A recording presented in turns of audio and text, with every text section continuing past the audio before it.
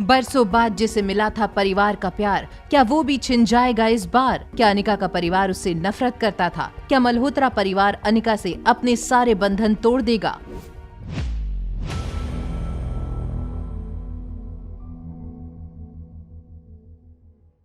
जैसे ही अनिका नानी माँ के रूम की तरफ जाने लगी, अंजलि मामी नानी माँ को लेकर बाहर आईं।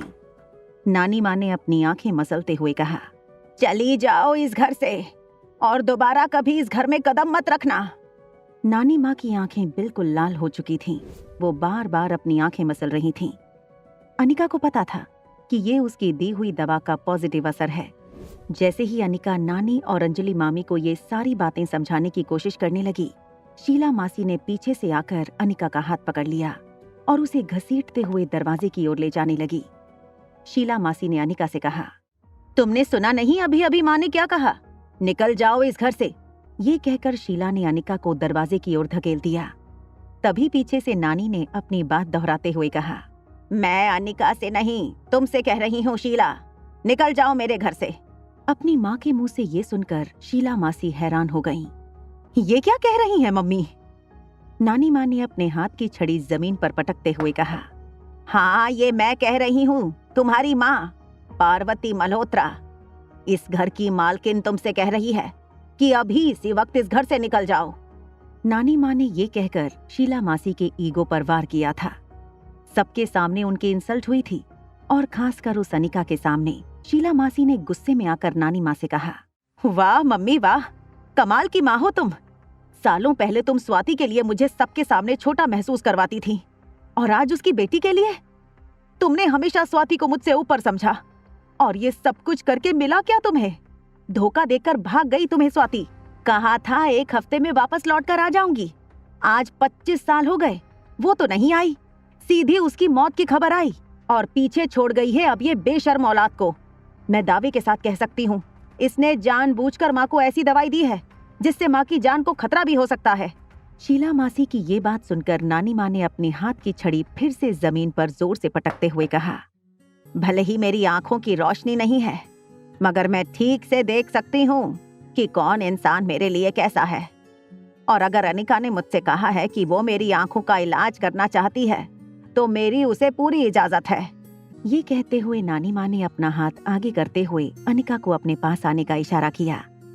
अनिका ने नानी के पास आकर उनका हाथ अपने कंधे पे ले लिया। अनिका ने देखा अंजलि मामी और किशन मामा को भी इस बात की चिंता थी, कहीं नानी माँ की आंखों में प्रॉब्लम बढ़ न जाए। अनिका ने उन दोनों से कहा, मामा मामी मुझे 7 दिन का वक्त दीजिए। 7 दिन के अंदर दवा अपना असर दिखा देगी। किशन मामा और अंजलि मामी अनिका की बातों पर भरोसा तो करना चाहते थे। तभी शीला मासी ने अनिका से कहा, ठीक है, मैं तुम्हें देती हूँ 7 दिन का वक्त। अगर 7 दिनों में माँ फिर से देखने लगी या तुम्हारी दवाई ने असर दिखाना शुरू कर दिया तब तो ठीक है, वरना मैं तुम्हें धक्के मार के इस घर से बाहर निकाल दूंगी, चाहे मेरी अपनी माँ मेरी जान क्यों ना ले। ये कहकर जैसे ही शीला मासी जाने लगी, अनिका ने धीमी आवाज में उन्हें रोकते हुए कहा, मासी जरा 1 मिनट। अनिका धीरे से चलकर उनकी ओर आ रही थी। अनिका को गौर से देखते हुए एक पल के लिए शीला मासी को लगा स्वाति उसके पास चलकर आ रही थी। शीला मासी के बिल्कुल पास आकर अनिका ने चेहरे पर बिना कोई एक्सप्रेशन लाए उनसे कहा, अगर जीत मेरी हुई तो आपको भी कुछ करना होगा। अनिका का कॉन्फिडेंस देखकर शीला ने उसे पूछा, तो क्या करना होगा मुझे अगर तुम जीत गई तो? अनिका ने बड़ी रिस्पेक्टफुली कहा, आपको मेरी माँ से माफी मांगनी होगी। आपने आज तक मेरी माँ पर जो भी इल्जाम लगाए, जितना भी बुरा भला कहा, उन सब के लिए आपको मेरी माँ से माफी मांगनी होगी। अनिका के मुंह से ये बात सुनकर एक पल के लिए शीला को ऐसा लगा जैसे स्वाति ने खुद उसे ये बात कही हो। अपने चेहरे पर एक हल्की सी मुस्कान लाते हुए शीला मासी ने अनिका को कहा, मुझे भी मंजूर है। आयुर्वेदिक दवाइयां बनाने में स्वाति का हाथ देश में तो क्या दुनिया में कोई नहीं पकड़ सकता था। देखते हैं तुम्हारे अंदर स्वाति के कौन से गुण आए हैं, दवाइयां बनाने वाले या धोखा देने वाले। ये कहते हुए शीला मासी कार में बैठकर निकल गईं। शीला मासी के जाते ही अंजलि मामी ने अनिका से कहा, बेटा दरअसल शीला स्वाति की बहुत इज्जत करती थी उस जमाने में।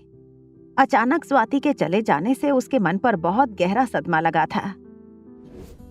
थकावट की वजह से अनिका को बहुत नींद आ रही थी। ऊपर बेडरूम में शावर लेने के बाद अनिका रिया के साथ बेड पर सोने लगी। रिया को प्यार करते करते उसे आर्यन की याद आने लगी। आर्यन के साथ बिताए हुए पल याद करके अनिका से अपने इमोशंस पर कंट्रोल नहीं हो रहा था। वो इसी वक्त आर्यन के साथ बात करना चाहती थी। अनिका ने बिना सोचे या वक्त देखे रोहित को मैसेज कर दिया, आर यू अवेक? रोहित की स्क्रीन पर जैसे ही अनिका का मैसेज आया, रोहित को लगा कि अनिका उससे नजदीकियां बढ़ाना चाहती है।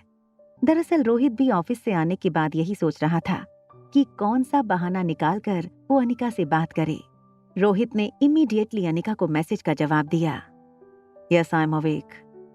रोहित के मैसेज भेजते ही तुरंत अनिका का मैसेज फिर से आया, is your son awake? Rohit ने आर्यन के बेडरूम का दरवाजा खोलकर देखा तो आर्यन गहरी नींद में सो चुका था। रोहित ने अनिका को मैसेज टाइप करते हुए कहा, no he is asleep. Anika के मैसेजेस के बाद रोहित की नींद उड़ गई। क्या रोहित के मन में अनिका के लिए जगने लगा था प्यार? क्या होगा जब रोहित को अनिका और आर्यन के रिश्ते के बारे में पता चलेगा? जानने के लिए देखिए अगला एपिसोड सिर्फ पॉकेट एफएम के YouTube चैनल पर। और एक लड़की को देखा तो के सारे एपिसोड्स को सुनने के लिए डिस्क्रिप्शन में दी हुई लिंक से डाउनलोड कीजिए पॉकेट एफएम ऐप।